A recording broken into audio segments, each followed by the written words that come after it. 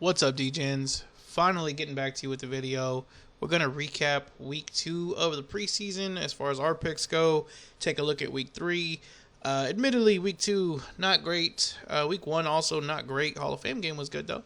So, let's get right into it, and then we'll go over some other stuff. So, for week 2, we do end up going 1-2. The over on the Commanders-Bengals was just the easiest win ever. I'm gonna have another video here coming out pretty soon, actually tomorrow, on the Bengals and just kind of how we're gonna be playing them in the regular season.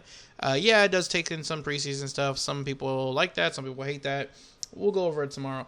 As far as the play, though, I mean, just that first quarter alone, I think what did they put up, like 21 points or something like that, and then second quarter was just as good. Second half definitely slowed down, so glad that we got those points in while we did. But yeah, you know, with Burrow, with that shitty Bengals defense, like there's just wasn't going to stay under. So good call there. The other two not so much. Titans Falcons, I was surprised, but that game did fly over. As we discussed previously, these preseasons, they tend to be like really copycat times of year. So if you didn't watch the last video, if you're new to the channel, one thing that we have discussed and just kind of notated is that in that first week of preseason, usually we can see, and it's early in the week, like Thursday, Friday, Saturday, those first couple of games that come out, we can kind of see what's going on as far as trends go. Or there's a bunch of overs, a bunch of unders, are they actually putting out their players or not? And if we see a lot of stuff going over that first couple of days, number one, it means the week is probably going to be very heavy to the over. But number two, it means that trend is going to most likely continue throughout the preseason, at least throughout the first 2 weeks. And a little bit more on that here in just a second. But either way, taking the unders for this week too, I already knew was kind of a dicey proposition. But this game, since we had the Falcons, who really just don't give a shit, they are still winless in the preseason with Raheem Morris, 0-5. I mean, it started off good, right? It started off super slow, but they got going, and then just, one thing led to another, and they hit the over. So that sucked. Dolphins, Lions. The Lions typically play their second week of the preseason really, really seriously. They like to get their players some playing time and kind of get them out there with a little bit of time to recover before the regular season starts.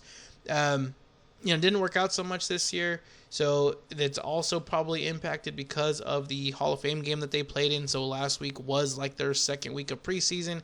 I wasn't exactly sure how Dan Campbell wanted to play that. I thought for sure he was going to be using this week still as kind of like the measuring stick here, but apparently he did not. So that sucks.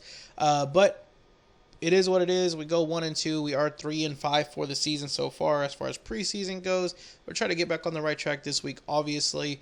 But on the positive side, the handful of times that I have not done great in the preseason usually means that we kind of have a good feel, as backwards as that sounds, on the actual regular season starting squads. And so it's worked out pretty well, where we have kind of like a mediocre or just a down preseason, and then we have like a really good first month of the NFL season. So we're going to continue with that trend, I'm sure. But anyways, let's go into it. So for preseason week 3, I have 3 different plays here on the board. Number one, and probably my favorite, I'm going to start off with, is the Chargers at the 49ers. Right now, you can currently get Chargers +5. Now, there is something going on, and I'm not sure because the news has not come across my desk yet, but there's something going on that is causing this reaction. The 49ers are taking money in this. They started off at, I want to say, a -3.5. It got up to 4.5 last night. I woke up this morning, I checked, it's 5. So there's something going on with the 49ers where I guess Purdy's going to play a little bit more. I'm really not sure why they're doing this, because I would not want to risk his health at this point, knowing that your team is already down a lot of players. So I get that they're going to play. I'm understanding that, like Rick Pearsall is going to play, and I don't know, I guess Kittle's going to be in there for a little bit, but I would not expect to see them for much more than just like the first handful of drives, maybe the first quarter. That's pretty much it. I don't expect to see them into like the second half or anything.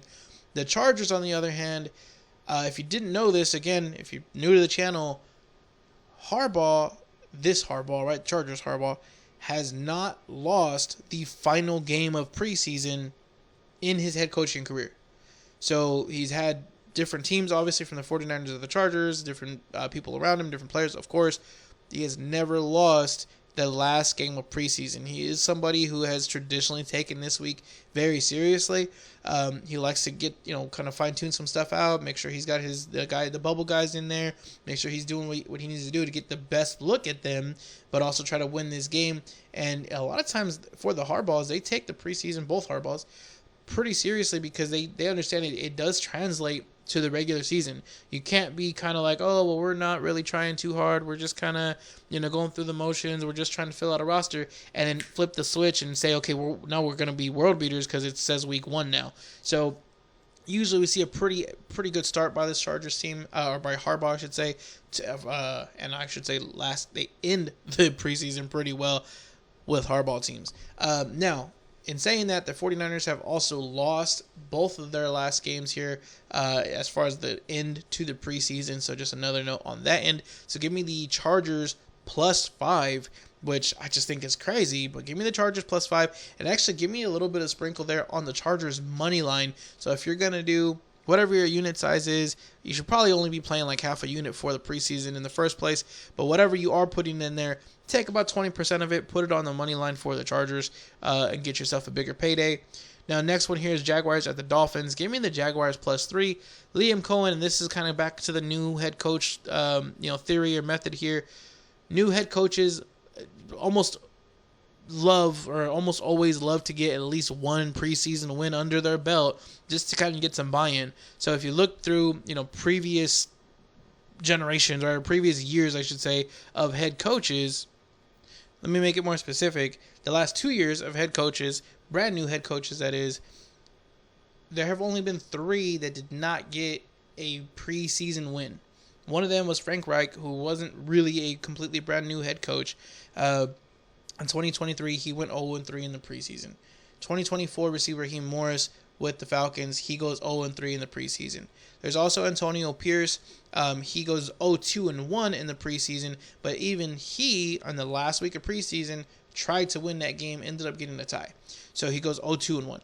So out of 11 coaches, again, 2 of them have gone winless. I guess 3 of them have gone winless, but 2 of them just outright lost. The other one tied. And in this case, we're getting the Jaguars +3 points. So even if it does end up being a tie, which the Jaguars just had with the Saints, again, two new head coaches, we're going to get the win on this one on the cover +3. The Dolphins are actually 0-2 to close out the preseason the last 2 years under McDaniels. Liam Cohen is 0-1-1. So he's got a loss, he's got a tie. I would not be surprised to see him let his starters play out there just a little bit longer. I'm sure there's lots of things he wants to work through, new plays, new stuff. He's trying to get these kind of guys onto his schedule, right, as far as like play calling and things like that. He's going to want to hit the ground running once the regular season starts. Wouldn't be surprised to see him take a good look at his starting squad here. Give me the Jaguars +3 points. Lastly is the Ravens at Commanders. Now, the Commanders, in case you didn't know this, they really don't care too much about preseason in general, even if you go back several years. However, under Dan Quinn, and Dan Quinn in general, aside from the Commanders, they have only won one preseason game. He has only won one preseason game since his rookie year as a head coach, right? So his first year as a head coach, I apologize, I don't have the top of my head, but he did win at least 2 games in there. After that first year as being a head coach, he apparently just said, screw it, we're not trying in preseason. And he has won 1 game since then, or 2 games since then, sorry. So just a guy who doesn't really put a lot of emphasis on the preseason in general. Now you're playing against a guy in Harbaugh with the Ravens who, like I said, with his brother, they do care about the preseason. I was kind of iffy on whether he was or was not going to care this year because the last year or 2 at this point, he hadn't really been trying too much. Clearly, he's getting his guys out there. Not the starters, but he is getting the players he wants in the right spots with his deeper roster to kind of show him what he needs to, not only make the team, but to make sure that they are ready and that their wheels up for week 1 against a guy at the Commanders that's just not going to really be playing a whole lot. The Commanders looked great against the Bengals, especially that first drive with Jaden Daniels. But, I mean, after Daniels got out, they really didn't look great. And that's saying something because the Bengals defense, again, as we've said several times, is just absolutely dog water at this point. So if you really couldn't do much on them, you're going to do even less on the Ravens defense, who actually is talented, even down to the 4th, 5th stringers. So give me the Ravens minus the 2.5, the only favorite I'm taking this week. Those are the 3 picks for preseason week 3. One thing I do want to mention before we leave this meeting here that we're joining is just to take a look at the overs for this week. As we've showed before, again, we see the trends here coming up, for preseason week 1 and 2. So whatever we see in week 1, typically it kind of flows over to week 2. Really wasn't different this year, at least not too much, other than we had a bigger swing. So in week 1, we had 15-2 to the overs. That trend continued on to week 2. We saw 9-7 to the overs. So the overs hit again pretty well.